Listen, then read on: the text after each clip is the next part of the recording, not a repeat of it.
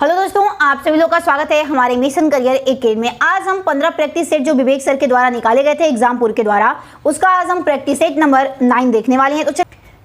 तो क्वेश्चन है, बंगाल की खाड़ी के तट पर कोणार्क का मंदिर किस सन में बनवाया गया? तो ऑप्शन नंबर दूसरा इसमें राइट आंसर हो जाएगा।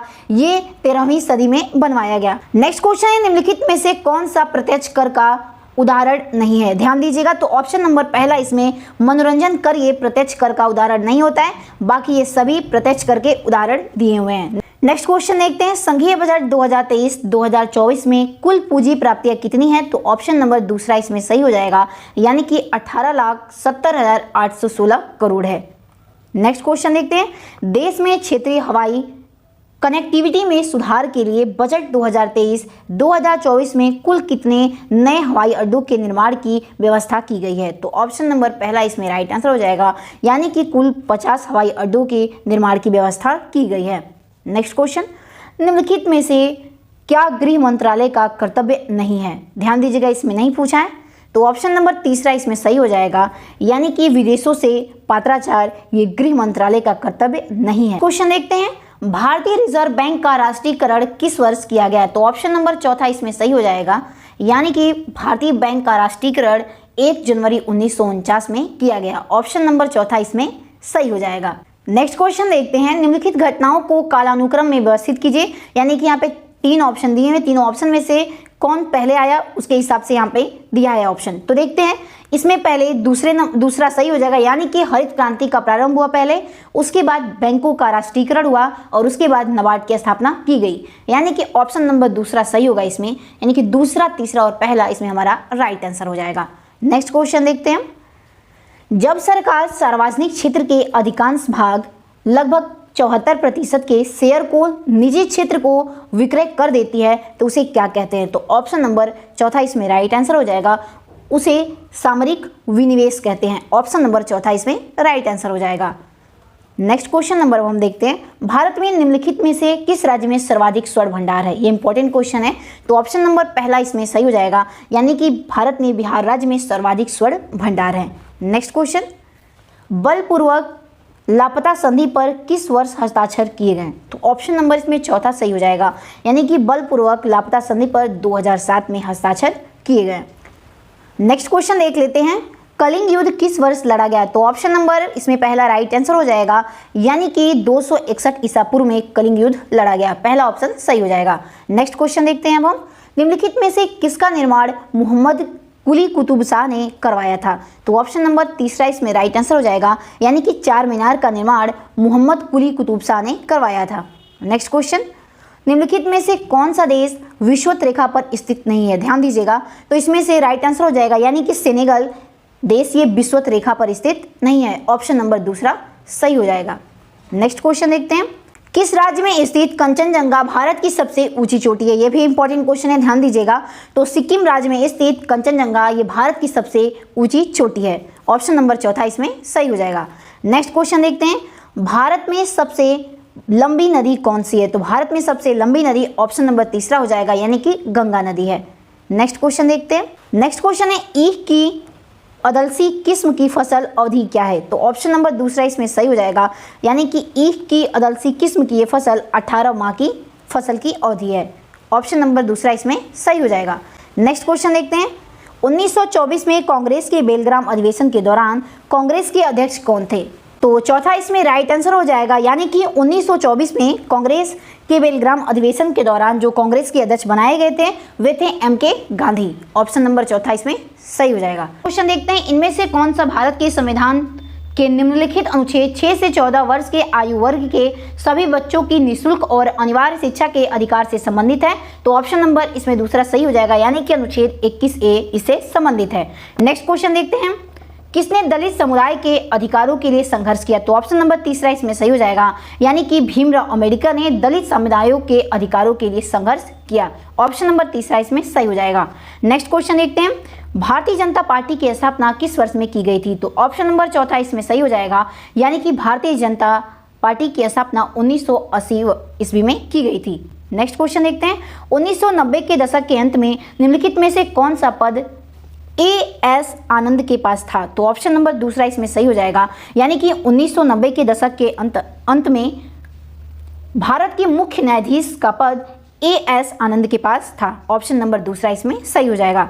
नेक्स्ट क्वेश्चन देखते हैं, निम्नलिखित में से किस वर्ष में ईस्ट इंडिया कंपनी द्वारा कलकत्ता में सर्वोच्च न्यायालय की स्थापना की गई? तो ऑप्शन नंबर चौथा इसमें सही हो जाएगा, यानी कि ईस्ट इंडिया कंपनी के द्वारा कलकत्ता में सर्वोच्च न्यायालय की स्थापना 1773 ईस्वी में की गई थी। ऑप्शन नंबर चौथा इसमें सही हो जाएगा। नेक्स्ट क्वेश्चन देखते हैं, हाल ही में 9 राज्यों में सीबीआई ने अपनी पहली सामान्य सहमति वापस ले ली है। निम्नलिखित राज्यों में से किस समूह ने अपना सामान्य सहमति वापस ले ली? तो ऑप्शन नंबर चौथा इसमें राइट आंसर हो जाएगा, यानी कि पंजाब, राजस्थान, केरल, ये सभी राज्यों ने अपनी सामान्य सहमति वापस ले ली। ऑप्शन नंबर चौथा इसमें सही हो जाएगा। नेक्स्ट क्वेश्चन देखते हैं, इनमें से किसे राष्ट्रीय समुद्री सप्ताह 2023 का थीम बनाया गया? तो ऑप्शन नंबर पहला इसमें राइट आंसर हो जाएगा, यानी कि शिपिंग में अमृतकाल को राष्ट्रीय समुद्री सप्ताह 2023 का थीम बनाया गया है। ऑप्शन नंबर पहला इसमें सही हो जाएगा। नेक्स्ट क्वेश्चन देखते हैं, बनारसी पान के अतिरिक्त वाराणसी क्षेत्र के 3 अन्य खाद्य पदार्थों को जीआई टैग से सम्मानित किया गया है। इनमें से कौन एक नहीं है? तो ध्यान दीजिएगा, नहीं पूछा है तो वाराणसी मिष्ठान हो जाएगा, यानी कि ऑप्शन नंबर दूसरा सही हो जाएगा, वाराणसी मिष्ठान, और बाकी सभी को जीआई टैग से सम्मानित किया गया है। नेक्स्ट क्वेश्चन देखते हैं, उत्तर प्रदेश में कौन सबसे अल्प समय तक मुख्यमंत्री के पद पर रहे? ये बहुत ही इंपॉर्टेंट क्वेश्चन है। तो ऑप्शन नंबर तीसरा इसमें राइट आंसर हो जाएगा, यानी कि त्रिभुवन नारायण सिंह उत्तर प्रदेश में सबसे अल्प समय तक ये मुख्यमंत्री के पद पर रहे हैं। ऑप्शन नंबर तीसरा सही हो जाएगा। नेक्स्ट क्वेश्चन, उत्तर प्रदेश में 1857 की क्रांति का आरंभ सर्वप्रथम किस नगर से हुआ था? ये भी इंपॉर्टेंट क्वेश्चन है। तो ऑप्शन नंबर दूसरा इसमें सही हो जाएगा, यानी कि उत्तर प्रदेश में 1857 की क्रांति का आरंभ मेरठ नगर में सबसे पहले हुआ था। नेक्स्ट क्वेश्चन देखते हैं, उत्तर प्रदेश में खानवा का प्रसिद्ध युद्ध कब हुआ था? तो उत्तर प्रदेश में खानवा का प्रसिद्ध युद्ध 1527 ईस्वी में हुआ था। ऑप्शन नंबर तीसरा इसमें सही हो जाएगा।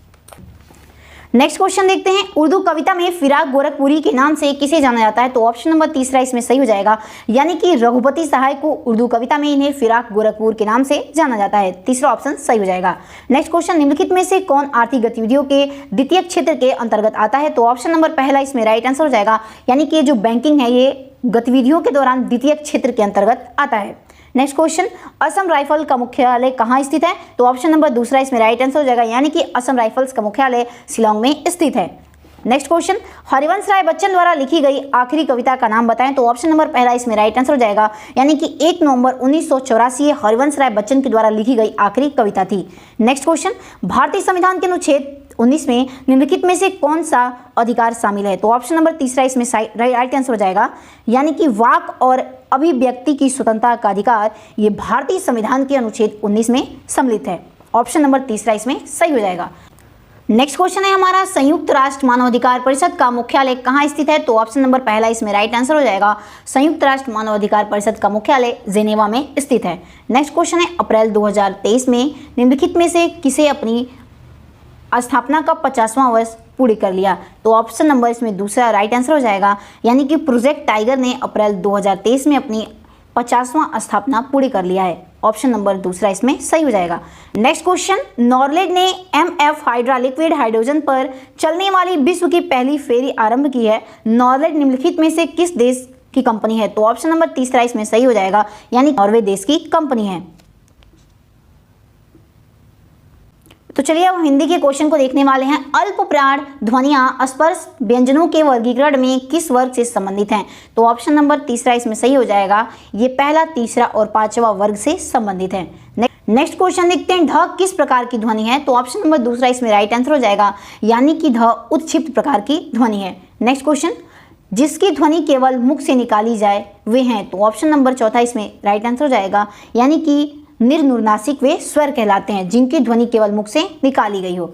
नेक्स्ट क्वेश्चन, कर शब्द का सही अनेकार्थी समूह है? तो कर शब्द का जो सही अनेकार्थी समूह होता है वो ऑप्शन नंबर तीसरा इसमें सही हो जाएगा, यानी कि दुष्कर, पीकर और खाकर। ऑप्शन नंबर तीसरा इसमें सही हो जाएगा।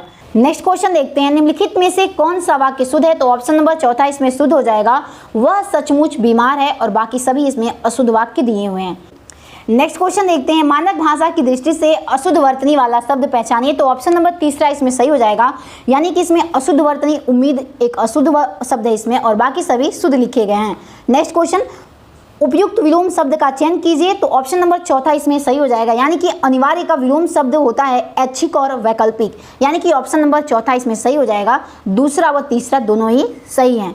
नेक्स्ट क्वेश्चन देखते हैं, आपके घर में मैं स्वयं आया था, इस वाक्य में अधोरेखित शब्दों का सर्वनाम का प्रकार लिखिए। तो ऑप्शन नंबर चौथा इसमें सही हो जाएगा, यानी कि आपके घर में स्वयं आया था, स्वयं कैसा है, तो ये निजवाचक सर्वनाम का उदाहरण हो जाएगा। सरल या साधारण वाक्य किसे कहते हैं, तो ऑप्शन नंबर चौथा इसमें राइट आंसर हो जाएगा, यानी कि जिसमें एक उद्देश्य, एक विधेय और एक ही क्रिया हो उसे हम सरल या साधारण वाक्य कहते हैं। नेक्स्ट क्वेश्चन, रिक्त स्थान भरने के लिए सबसे उपयुक्त शब्द का चयन करें। मेरे ऊपर परिवार के पालन पोषण का रिक्त स्थान की पूर्ति करना है। तो ऑप्शन नंबर पहला इसमें राइट आंसर हो जाएगा, यानी कि मेरे ऊपर परिवार के पालन पोषण करने का दायित्व है। ऑप्शन नंबर फर्स्ट इसमें सही हो जाएगा। नेक्स्ट क्वेश्चन है, बच्चा रो रहा है, इस वाक्य में क्रिया का कौन सा प्रकार है। तो ऑप्शन नंबर दूसरा इसमें सही हो जाएगा, यानी कि बच्चा रो रहा है, इस वाक्य में अकर्मक क्रिया का एक ये प्रकार है। ऑप्शन नंबर दूसरा इसमें सही हो जाएगा। नेक्स्ट क्वेश्चन देखते हैं, सावधान का सही संधि विच्छेद है। तो सावधान का जो सही संधि विच्छेद होता है स प्लस अवधान होता है, यानी कि ऑप्शन नंबर चौथा इसमें सही हो जाएगा। नेक्स्ट क्वेश्चन, निम्नलिखित में से कौन सा शब्द स्त्रीलिंग नहीं है। ध्यान दीजिएगा, स्त्रीलिंग नहीं पूछा है, तो ऑप्शन नंबर दूसरा इसमें सही हो जाएगा, यानी कि झुरमुट इसमें ये स्त्रीलिंग का शब्द नहीं है, बाकी सभी स्त्रीलिंग के इसमें शब्द दिए हुए हैं। नेक्स्ट क्वेश्चन, आकलन शब्द के लिए इनमें से उपयुक्त पर्यायवाची शब्द कौन सा है। तो ऑप्शन नंबर पहला इसमें राइट आंसर हो जाएगा, यानी कि आकलन शब्द का पर्यायवाची शब्द अगणन होता है। ऑप्शन नंबर पहला इसमें सही हो जाएगा। नेक्स्ट क्वेश्चन, इनमें से कौन सा शब्द तत्सम नहीं है। तो ऑप्शन नंबर दूसरा इसमें राइट आंसर हो जाएगा, यानी कि डीठी इसमें तत्सम शब्द नहीं है, बाकी सभी इसमें तत्सम शब्द के उदाहरण दिए हुए हैं। नेक्स्ट क्वेश्चन, करण कारक में बहुवचन में उत्तम पुरुष का उदाहरण है। तो उत्तम पुरुष का उदाहरण ये ऑप्शन नंबर चौथा सही हो जाएगा, यानी कि हमसे ये जो शब्द है ये उत्तम पुरुष का उदाहरण है। नेक्स्ट क्वेश्चन, जो किए गए उपकारों को मानता हो उसके लिए एक शब्द लिखना है। तो ऑप्शन नंबर दूसरा इसमें सही हो जाएगा, यानी कि जो किए गए उपकारों को मानता है उसे कृतज्ञ कहते हैं। ऑप्शन नंबर दूसरा इसमें सही हो जाएगा। नेक्स्ट क्वेश्चन, उसके द्वारा लिखा नहीं जा सकेगा, इस वाक्य में वाच्य का कौन सा प्रकार है। तो ऑप्शन नंबर तीसरा इसमें सही हो जाएगा, यानी कि उसके द्वारा लिखा नहीं जा सकेगा, ये भाववाच्य का प्रकार है। ऑप्शन नंबर तीसरा इसमें सही हो जाएगा। नेक्स्ट क्वेश्चन, समारोह में आने वाले में कुछ लोग वापस चले गए, वाक्य में कुछ लोग शब्द में कौन सा विशेषण है। तो ऑप्शन नंबर तीसरा इसमें सही हो जाएगा, यानी कि कुछ लोग में अनिश्चय संख्यावाचक विशेषण होगा। ऑप्शन नंबर तीसरा इसमें सही हो जाएगा। नेक्स्ट क्वेश्चन देखते हैं, कबीरा सोई पीर है जे जाने पर पीर, जे पर पीर जनाई सो काफिर बेपीर में कौन सा अलंकार है। तो ऑप्शन नंबर चौथा इसमें राइट आंसर हो जाएगा, इसमें यमक अलंकार होगा। नेक्स्ट क्वेश्चन, निम्नलिखित में से कौन सा शब्द युग्म गलत है इसमें। तो ऑप्शन नंबर चौथा इसमें गलत है, जनता का जो जनताएं ये गलत है शब्द इसमें युग्म, और बाकी सभी सही हो जाएंगे। नेक्स्ट क्वेश्चन देखते हैं, दिए गए शब्द युग्म के सही अर्थ भेद का चयन कीजिए।